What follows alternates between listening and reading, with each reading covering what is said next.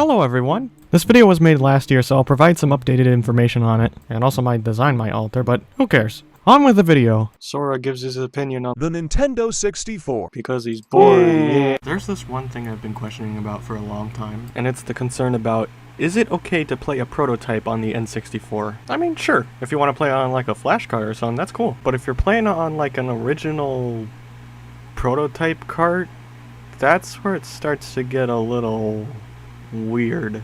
Because you have like two very popular video game historians saying like, don't put it into the Nintendo 64, it would wipe the data away. Essentially, you want to avoid actually plugging it into real hardware because you don't really know the state of the actual cartridge itself. It could be on its last legs.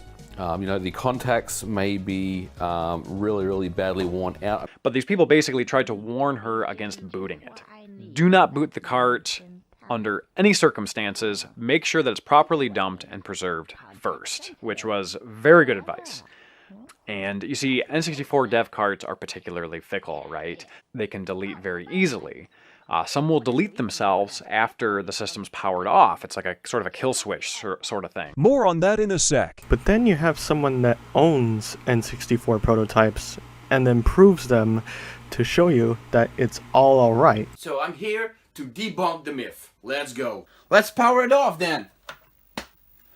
It's turned off. Oh my god. Now all the data on it is gone. Nope, it isn't.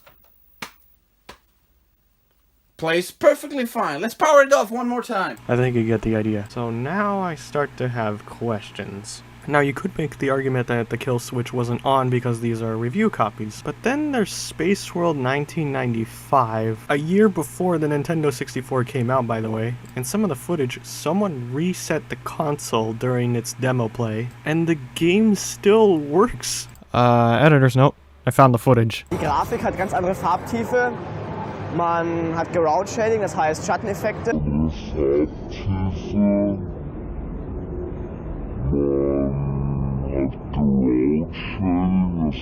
Huh?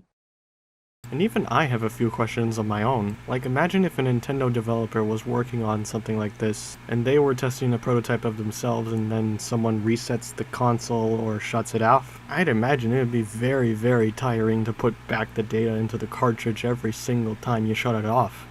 And let's come back to that last quote. They can delete very easily.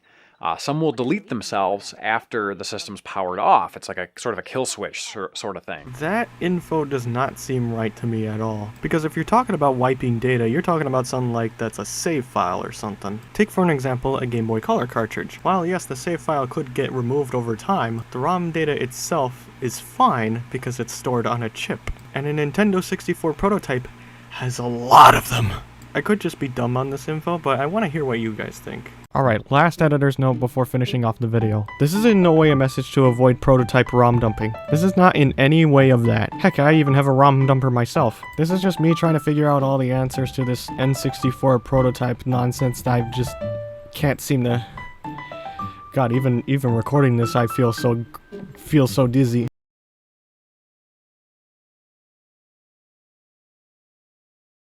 The heck did he go?